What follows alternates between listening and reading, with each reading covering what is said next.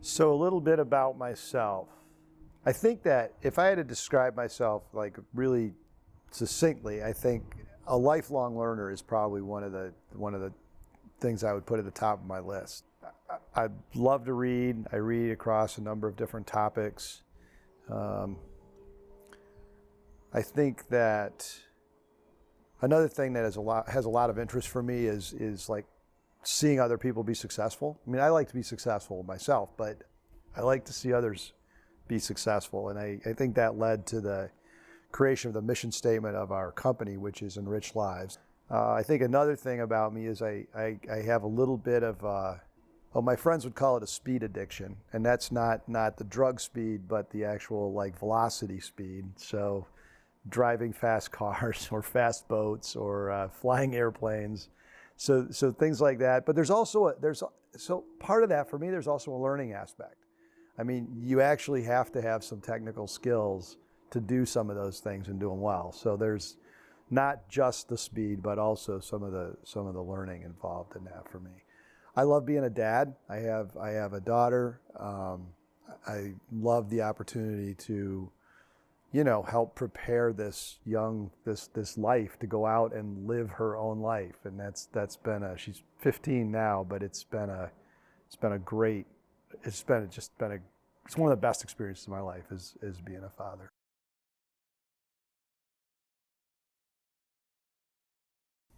Writing a book, you know, people have asked me like, when did you decide you wanted to write a book, or where did that come from? And it's kind of interesting because as a kid, writing was kind of my therapy. Like I used to write poetry and short stories, and it was more for myself. So I kind of liked that process. And then fast forward to, you know, I'm in my executive career, and I've got a friend who's a mentor and a coach, and he's always challenged me to do something. So one day he says, well, you should do some public speaking. And I'm like, well, okay. He goes, but it doesn't count until you get paid for it. And it's like, well, what am I going to do public speaking about? So you know, it was all about the transition of the family business and what I went through. And that was great. And I went out and I did that, and I got paid to do it. And then he says to me, you should write a book. I'm like, Greg, what am I going to write a book about? He's like, oh, I don't know, but you should write a book. And one day we're like having dinner together, and we were talking about the source, and he goes, I think you got your book. And I'm like, well, wait a minute. I actually could write a book about the source. And so that was the beginning of saying, you know what, I actually could do that. I've got 10 years of history at that point, maybe a little bit more. And yeah, so that was the beginning. Like I actually have something useful to say here that I think others would benefit from.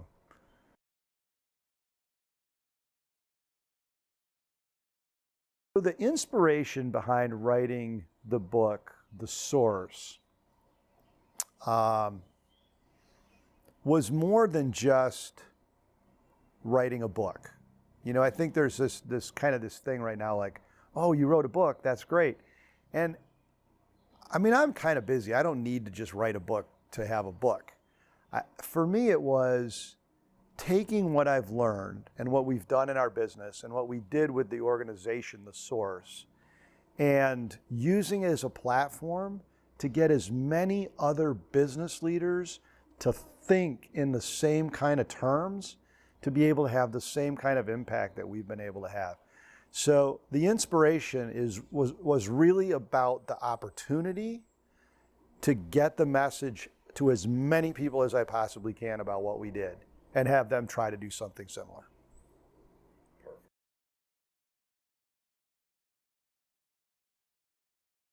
The process of writing a book can be a little exhausting. So when Greg challenged me to write a book and I said, okay, I'm going to do it, and I found a writer to help me do it, I'm used to writing like my own stuff. Like I learned a long time ago when I did the public speaking that if I was going to do a good presentation, I needed somebody to help me cut content out. So like when I write myself, entirely by myself, I always want to explain the full story. And sometimes the story is more impactful when it's shorter and more pithy, and you've got to think about what's important to whoever's reading it, and every single blow that you went through isn't important. And so there's a piece of writing a book that is somewhat exhausting, and you're always wanting to, but this is important. And then it's like, well, is it really important? Well, okay, no, it's not that important. But it was important to me. So there's this process of getting stuff out of the way so you can get the message of the book out.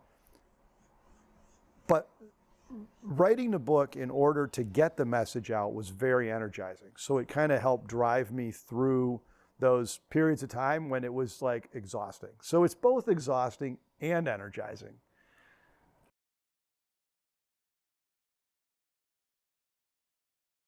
Now that the book, The Source, is out, you know, some of my friends and now people that have already read the book have said, are you going to write another book, or what, you know, what's next? And I actually have started on book number 2, and I have an idea for book number 3. So this can be a little bit of an addicting process. And the intention is for them not to stand on their own. So part of the intention with The Source is to demonstrate through the history of The Source and the work we did, you know, in Butterwell Farms and some of the work that Cascade Engineering's done, to demonstrate that companies can in fact collaborate on things that are not part of their go-to-market strategy.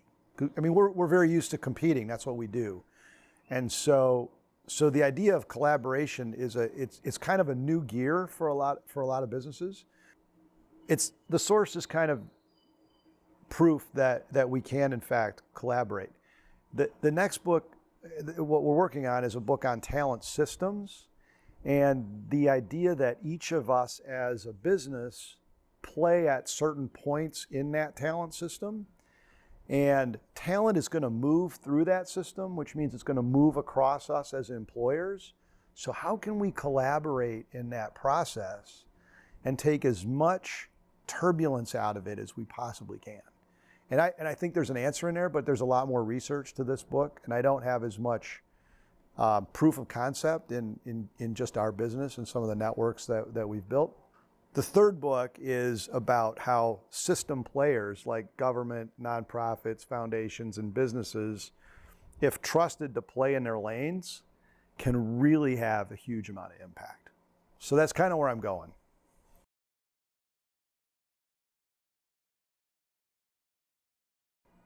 The surprises in writing the book that I encountered were not what I expected. I think what I expected was like, oh, this is going to be hard, and it's going to take a lot of discipline, which it did, and it was. I think one of the things that, in terms of like real surprises, was how open people were to being helpful. Even when I got to the stage of like seeking endorsements, people were very willing to read the book or read the manuscript and offer suggestions and insights and very encouraging about getting the book finished and getting it out, and that was a little bit of a surprise, because you work on something for a long time and you think, this is kind of my thing, and we've done it, and it's a hard message to get out because it's different than the way a lot of people think. And so the encouragement was probably the biggest surprise. And then the acceptance of the idea was very affirming, but very surprising. I had not expected that.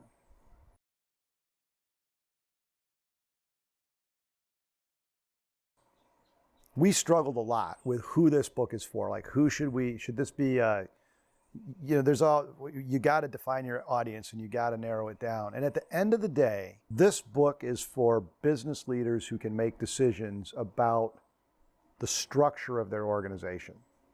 Because I really believe that as businesses, if we can change the way we interact with social problems through the fact that we employ people to do value-added jobs, we can change the outcomes of the system.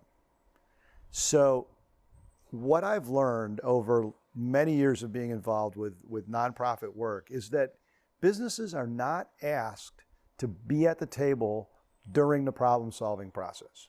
We're asked for money to support somebody's idea. We're asked to, employ people through, some sort of a wage subsidy.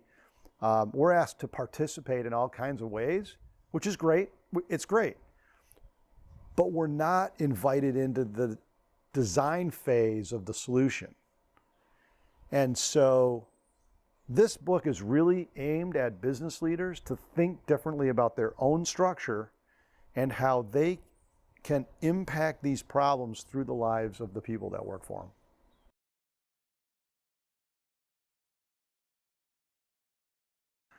So what do I hear from my readers? That's a great question. There's been a fair amount of affirmation, which is always great, right?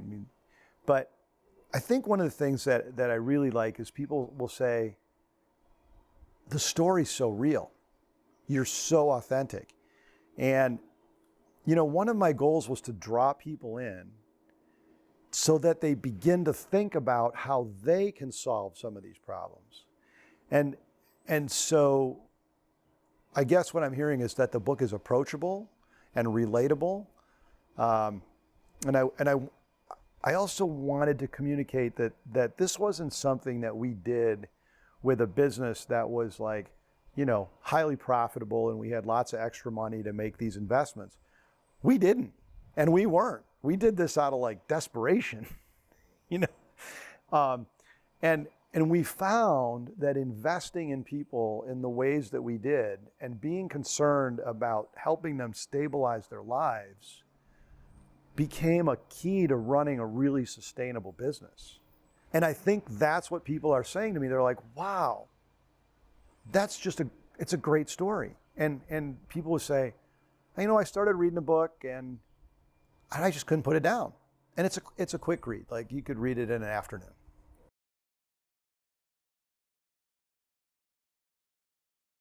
So if I had to pick a mascot or an avatar or a spirit animal, as a human being, it would be a dolphin because I just love the water. I love to be in the water, whether it's swimming or diving or water skiing or whatever it is. I love to be in the water. I don't know if I have anything different as a writer, though. I don't know that there's for me as a human, my avatar would be a dolphin.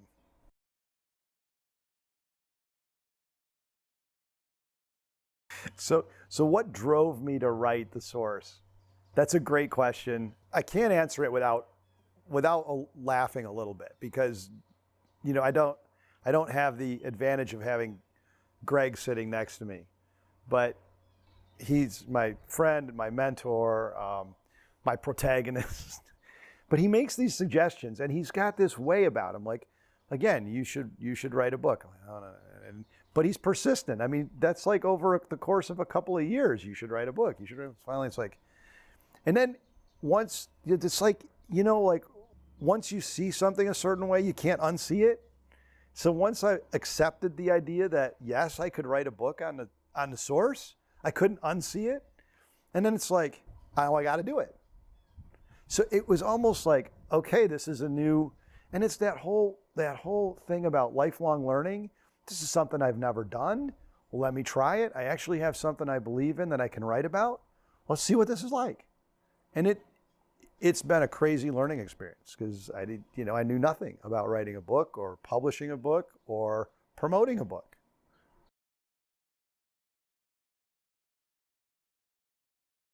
So in the book, we talk about some of the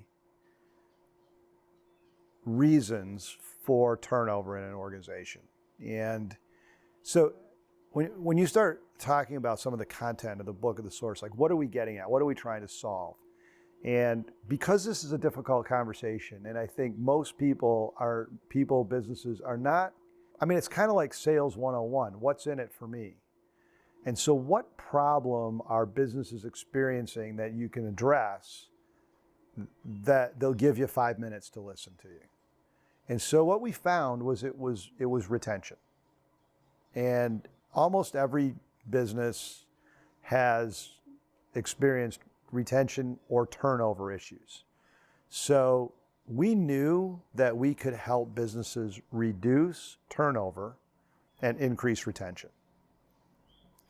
But in order to do that, we had to help them understand what was behind absenteeism and turnover. And when you start peeling back that onion, you discover that a lot of businesses, for very good reasons, have fairly strict attendance policies. So if you're a business that has a lot of frontline workers, a lot of us have a 3 times and you're out policy, or some sort of a progressive attendance policy that ultimately ends in job termination.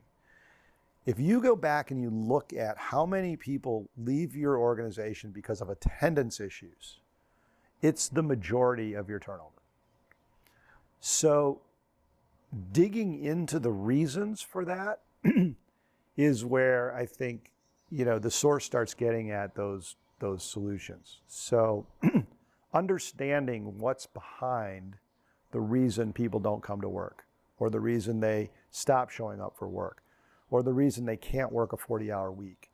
And understanding that there are ways to address those problems, but none of us individually as a business are really equipped to do that. So doing it in collaboration is really a very effective way to solve those problems and help stabilize your workforce, therefore reducing your turnover and increasing your retention.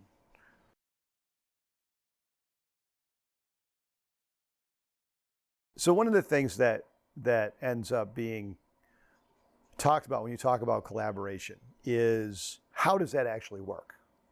And these are kind of fun discussions, because as business leaders, I'll be perfectly honest, we like to get things done our way.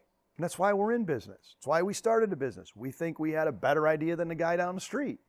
So we took it to market. And if we've been successful, we clearly have figured something out.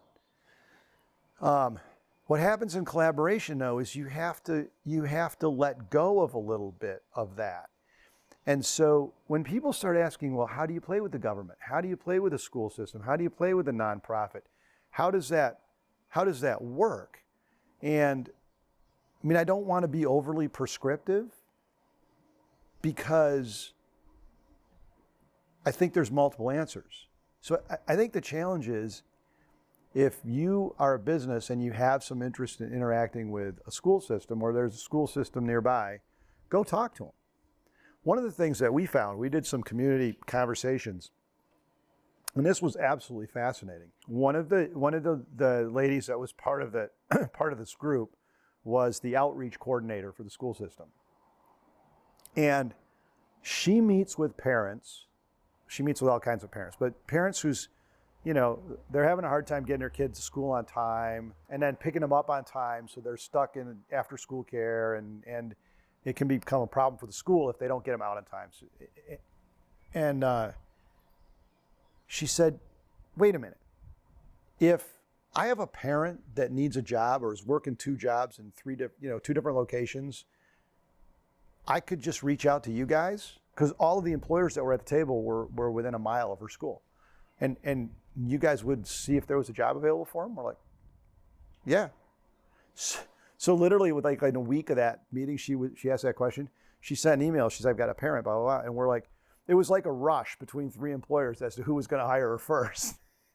And so the outcome was this parent of kids in her school got a job within 6 blocks of her house that worked with the schedule for her kid. How much better could an outcome, between a business and a school work? And now we have a source for potential employees that we didn't have before. Like, you don't think about how many potential people you could employ might be having employment issues, and their kids go to the school right down the street. So we have to think about these systems differently.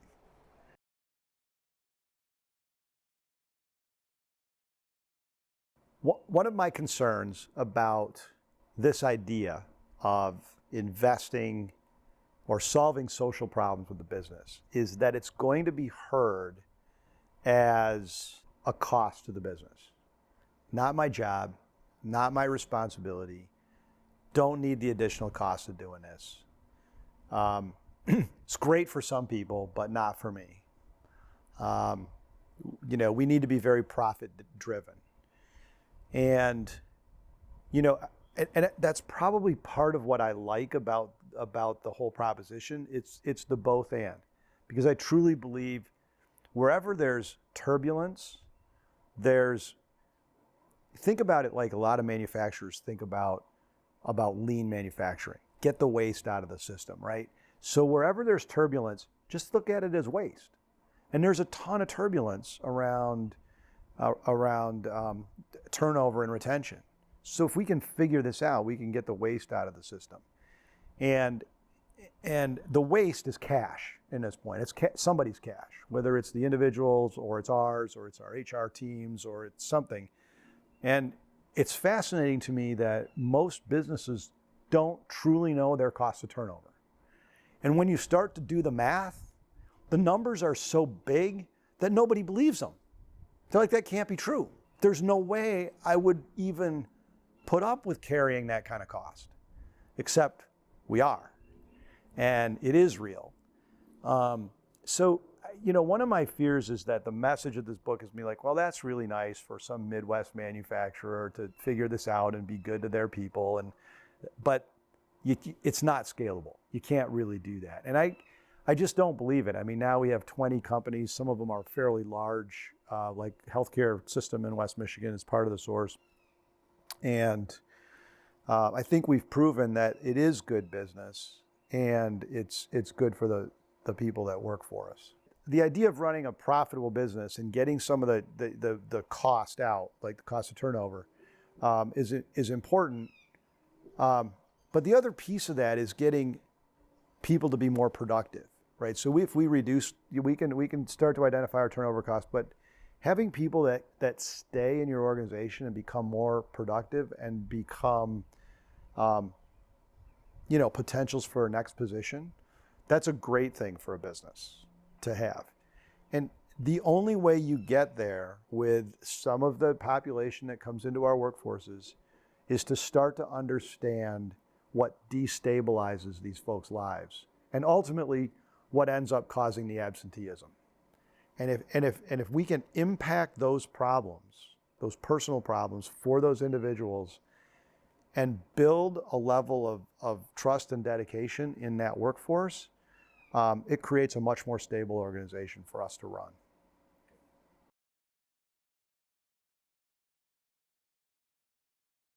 There's a couple things going on in the cover of the book.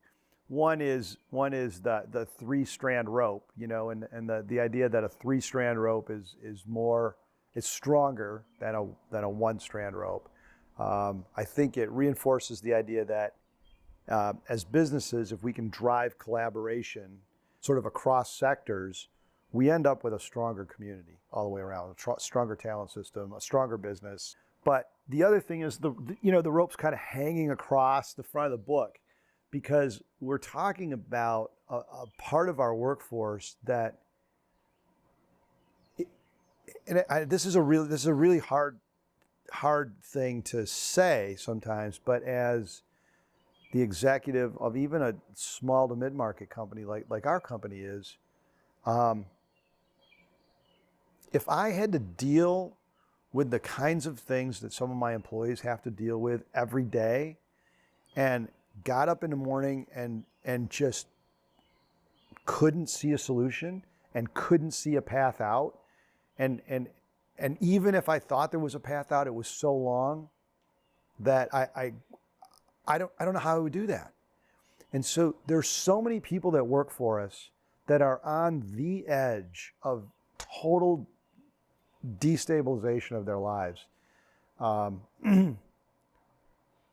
Understanding that about the people that work for us and being able to redesign our workforces in a way that doesn't add jeopardizing their employment to the set of the problems that they're trying to solve, it starts to be a game changer.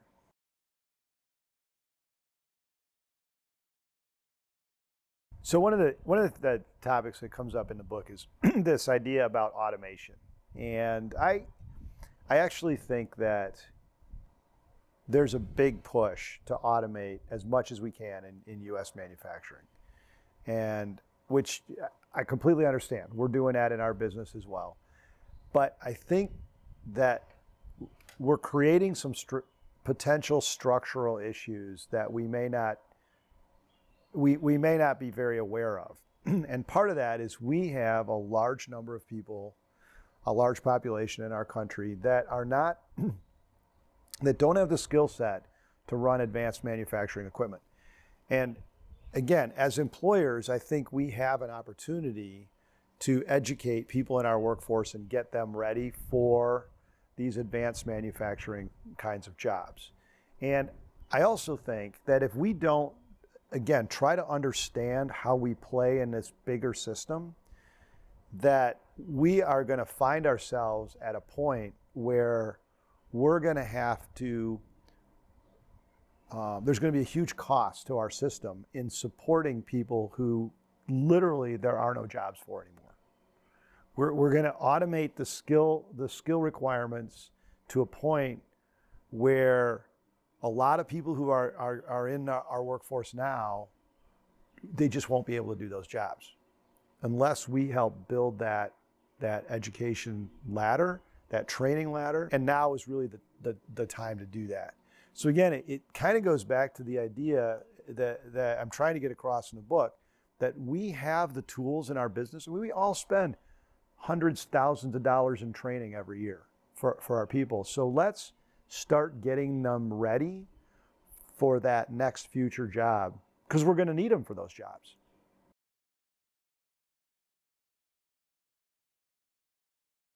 I really believe, and another one of the things I'm trying to get across in this book is if I can get employers to just contemplate the idea that we have people working for us that are living distressed lives,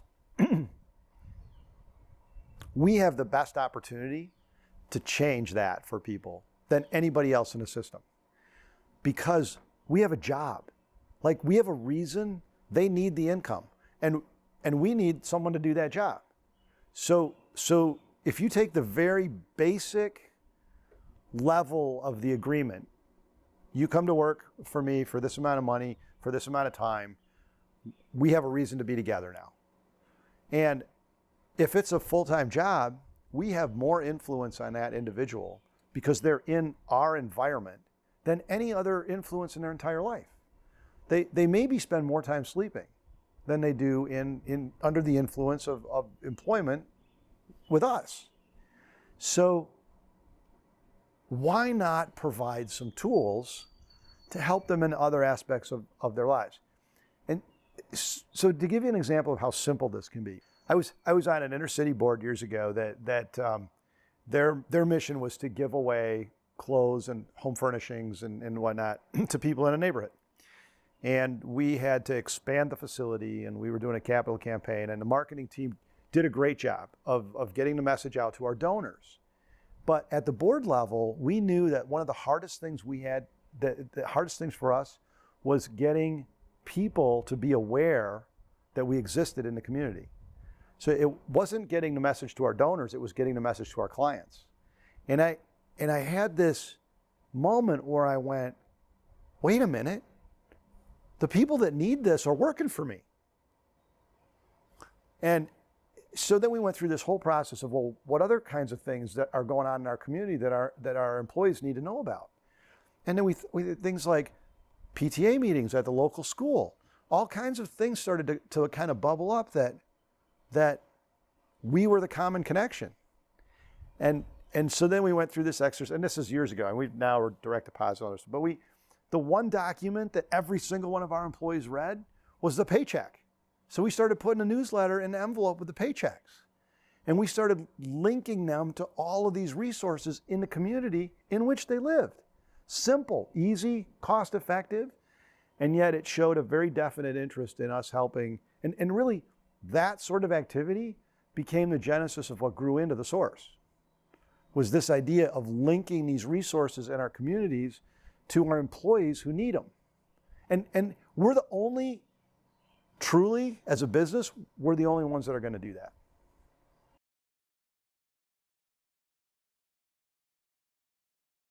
So one of the interesting things to me about, and again, part of the reason I wrote the book, The Source, is I have been in enough groups, like peer groups of CEOs, chamber groups, whatever it is, and there is no lack of awareness that the system is not working. Like, they will talk, we will talk, I'm not gonna say they, we, I'm one of them, right? So we will talk about not being able to get talent. We'll talk about the skill level of talent. We talk about early childhood development, what has to happen. We have all these ideas about where the system is broken and why the schools need to change this and why the government needs to do that. And we're really, really good at telling other people in the system what they need to do to fix it so that we get better employees. Like, we know the system's broken. I think the challenge is, what do we need to do differently? What do we need to change in the structure of our enterprises to change the outcome of the system? Because that's what we have control over. Like, we have the ability to make changes within our own enterprises to impact the outcome. And we can probably do it better and faster than the other players in the system. We can help lead the example.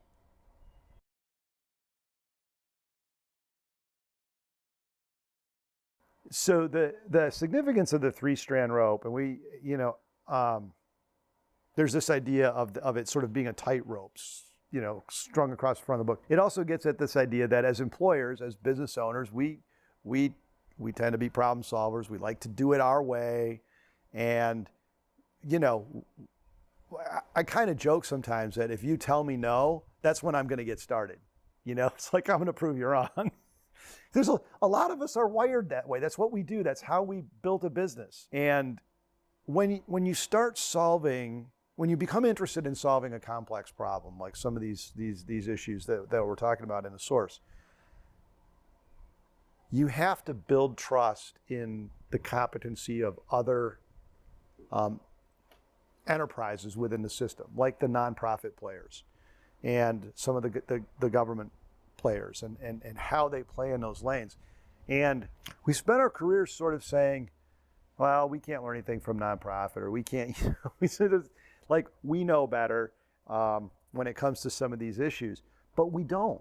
And that's, so getting back to the 3-cord rope is, we need the nonprofits and we need the government. We need to solve this problem together because it is complex. But we can take a seat at the table. We can help solve this problem and lead in some of these areas and when it comes to the solution.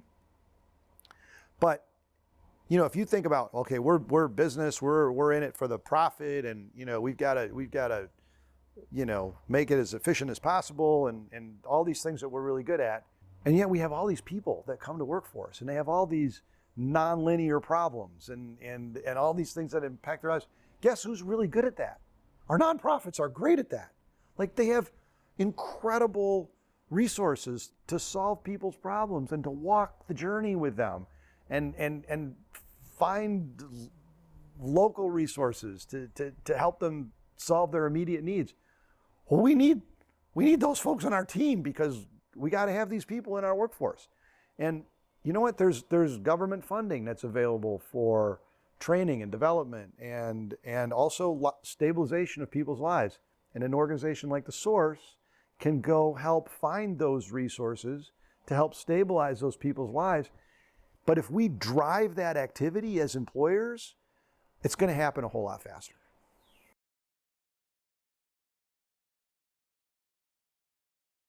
So one of the things I hope came out in the book, The Source, is sort of how I came to some of this thinking. And one of my hopes is that my journey through all of this can short circuit everybody else's learning. But my dad put me to work in, on a factory line at age 13. I started at 12, I was sweeping floors. 13, I got to work in the line, which is probably against every labor law now. But what ended up happening was I ended up working next to people who I really got to enjoy. Like, they sort of became my friends. I was working with them 40 hours a week in the summer, 20 hours a week during school. And what I started to learn is that their lives were very different from my life. They had to make decisions about buying shoes or buying clothes or buying food. Like, literally, they only get to buy one of those three. They lived in a world I didn't understand. And so there was, even within our little business, there was something broken about the way we did this. And not, and then so my dad passed away when I was 30 years old. And I'm like, all right, now's my chance. I'm gonna fix this problem. And I did a whole lot of things early on to sort of invest in our people. And in the process, I almost bankrupted our business.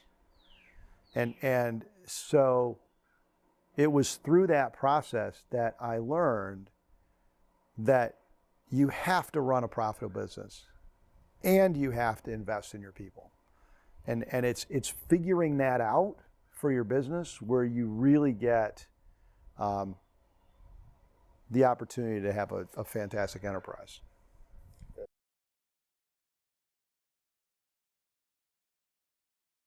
So when I took over our business at age 30, because my father passed away, there were so many things that I learned. I mean, my father was very much, I think the easiest example is my dad was running a $12.5 million business with a checkbook locked in his desk drawer. You got to let that sink in, because that was the reality. And so he didn't share anything with anybody. And I remember walking the CPA firm through, they were from Chicago, we're in Grand Rapids, Michigan. It's like a 3 to 4 hour time difference if you're driving. When they came to his funeral, they wanted to go see they'd never been to the plant, they'd never been to the operation. And so they walked through and they saw our machine shop where we had an engineering department, we designed and we built all of our own equipment. And they're like, it's a father-son, it was a father-daughter practice. And the father says to the daughter, so that's how he did it. And I'm like, that's how he did what? And they said, we always wondered how he ran a manufacturing company and never had any depreciation on his books, because he was expensing everything as it came in the door. But there were so many things like that I ended up learning about the business that I didn't understand any of the finance.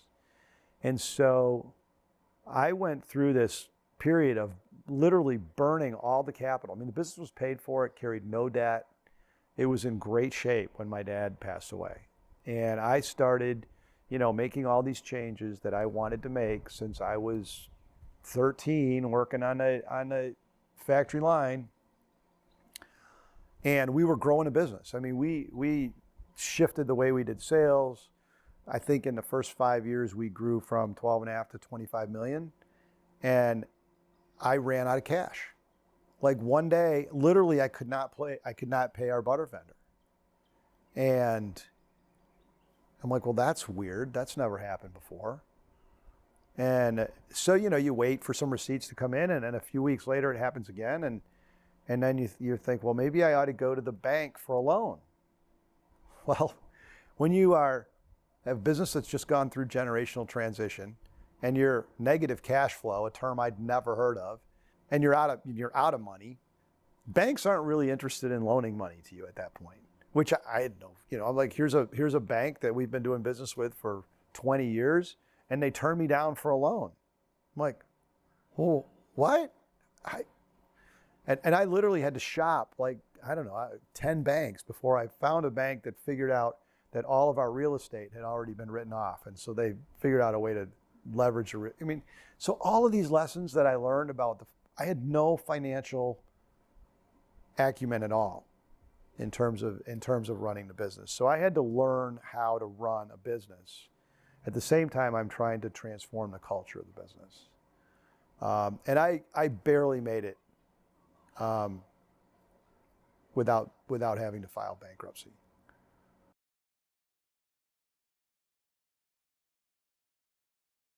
So the question of the rule book, on page 14 in my book, there's a little story about the rule book. And it's one of those things that I did early on after my father passed away. We had this like 20-page book and it was a book of rules, really. It wasn't, we called it the handbook, but it wasn't like, benefits, work conditions, stuff like that. It was, I mean, this probably wasn't in the rule book, but don't walk and chew gum at the same time, stuff like that, and it was horrible. It was like every time somebody got written up, it was for some infraction of one of these rules that was in this 20-page rule book. And people hated it. But people come in, they need a job, they have to sign this thing that they read it and they understand and they agree to it. So I literally got up in front of everybody. I had maybe 80 employees at the time, and I took the rule book up and I shredded it by hand in front of everybody. I said, we're not doing this anymore. We're gonna come out with a legitimate handbook, and I really want everybody involved in trying to help make this a better place to work. So it was one of those like object lessons where, at that point I'm the CEO and the owner of business, and I'm right in front of all my employees, and I'm, saying it's a new day. Threw it all over the lunchroom. So the employees loved it. I mean, it's like, because it really was, it was truly oppressive. I mean, it was just a game of gotcha. So yeah, it was a very, that culturally, while I was financially ruining the business, we were on a cultural high, man. People loved it. We were doing new things and trying new things, and it was a lot of fun. We just didn't know how much trouble we were in yet.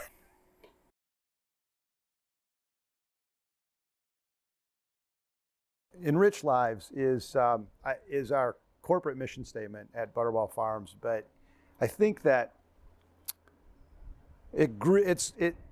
for me personally, it comes out of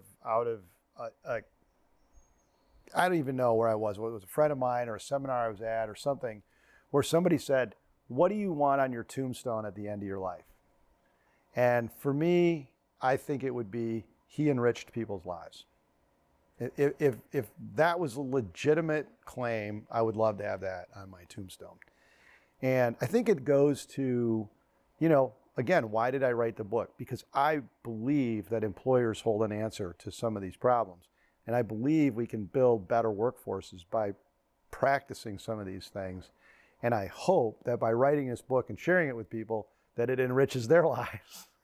And, so internally with our business, it's, we're working on internship programs. We're trying to make those better, apprenticeship programs, training and development. I remember having a conversation with Fred Keller about our tuition reimbursement plan. Like, our tuition reimbursement plan doesn't have any restrictions. So if you, we had this happen. We had a young lady who was head of our quality assurance department, and she wanted to become a nurse. So we helped pay her to get a nursing degree. We don't have any nursing jobs. So we knew she was leaving. But what she did was she helped us hire her replacement. And I mean, we only have one degreed food scientist on staff, right, at that point in our business. So it's a critical position. And she took the time to help us find the right person to take her place. And that could have cost us, I mean, hiring the wrong person at that point in time of our business would have been far more costly than whatever her education cost.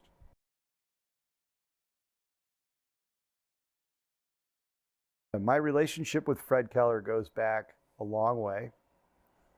And I first met Fred when I was I was trying to promote employees out of our company to other employers. And Fred Keller and a gentleman named Stuart Ray, who owned a number of Burger Kings in West Michigan, were trying to do something similar. They were trying to move people from Burger Kings to Cascade Engineering. And so that was how I first met him during those conversations. And as I got to know him and what he's done with Cascade Engineering, I'm just like, oh my word, he's doing what I've dreamed about.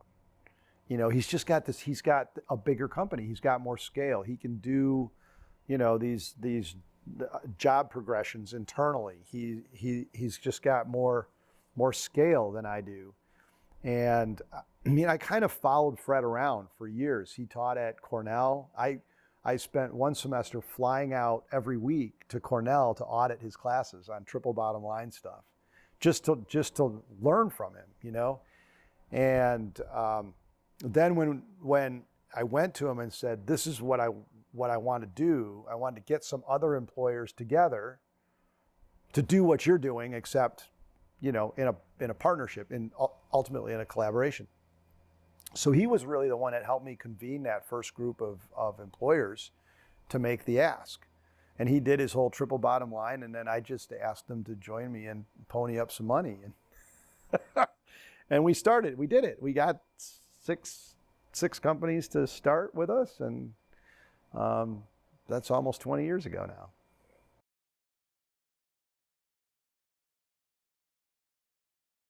What people will learn about me through maybe some of these videos and reading a book is I kind of like aha moments.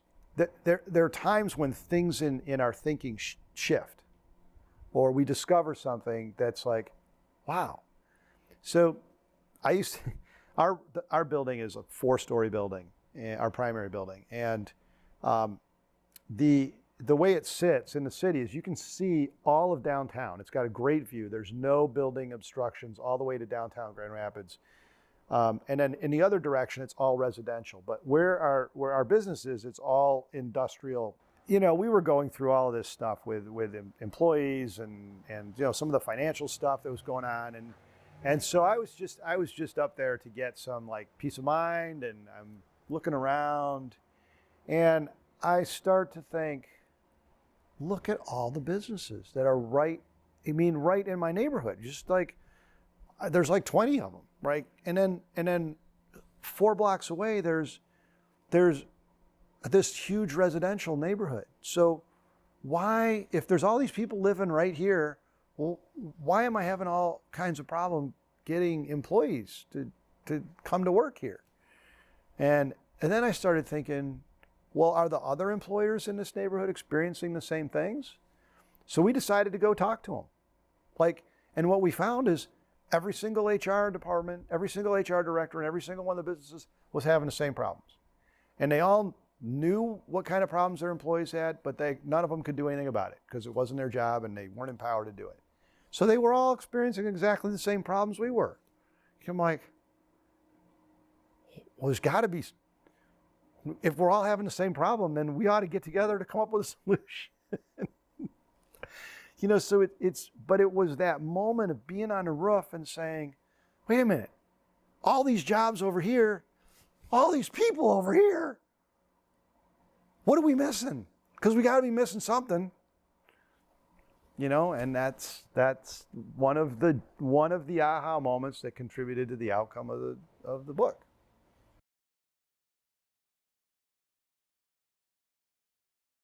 So what sort of insights and benefits could reading the source bring to somebody's organization?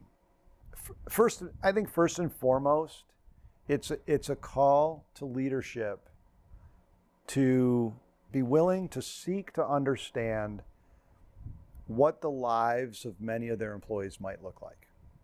At the very smallest level, if I can get some employers to legitimately take a little bit of time and understand the complexity of the lives of many of the people that work for them, that would be an insight that I think once you do that, you can't unsee it.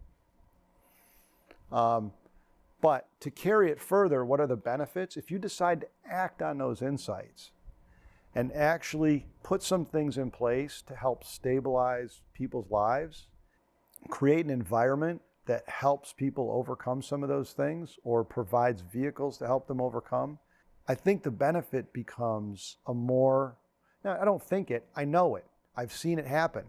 You get more engaged people who don't want to leave your company and are very interested in your company being successful because you help them be successful. And so I think the benefit is a much higher degree of stability. And for me, that has proven itself, especially in like down cycle markets, when things have been kind of tough with the business, to make the ask that we got to pull together, guys. We got to. This is going to be a tough couple of months. Buckle the seatbelts. I need everybody, all hands on deck, if we're going to get through this. And it's been the response has been great. The other side of that is when things are going really super well, you also get, everyone's working a bunch of overtime, and we're all in this together, and you get to celebrate together, and you get to hand out some extra bonuses, but you get both because you're going through that whole thing together. And everybody gets to be interested in, I'm interested in your success, you're interested in a business that helps us all be successful. So I think that becomes the benefit.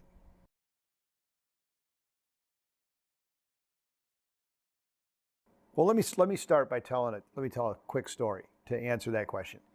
I walked into a doctor's office in the middle of summer, and it was like 85 degrees, and the woman behind the counter is complaining about how hot it is outside. And I asked her, I said, do you complain about the snow in the wintertime? She goes, I hate it when it snows. I said, you know what, in Michigan, you get to pick one season. You complain about winter, you don't get to complain about 85 degrees. But as employers, if you're complaining about some of the stuff that's going on in the talent system, you need to buy this book because you have some responsibility to fix this problem. And if you don't take the responsibility, then you need to stop complaining about everybody else. Hi, my name is Mark Peters. I'm the author of this book called The Source. And if you're a business leader who's complained about some of the social problems we see around us today, like the education system or the government or the level of education people are showing up to work with, and you've been blaming these problems on everybody else, it's time that you took some responsibility for them. And if you read my book, The Source, which you can get on Amazon right now by just going to Amazon, typing in The Source and my name, Mark Peters, you're going to get some ideas on how you can take responsibility for your role in the system that creates some of the outcomes that business leaders like us like to complain about and think it's everybody else's fault. We need to own this problem. We need a seat at this table. This book will help you get an understanding of how to do that.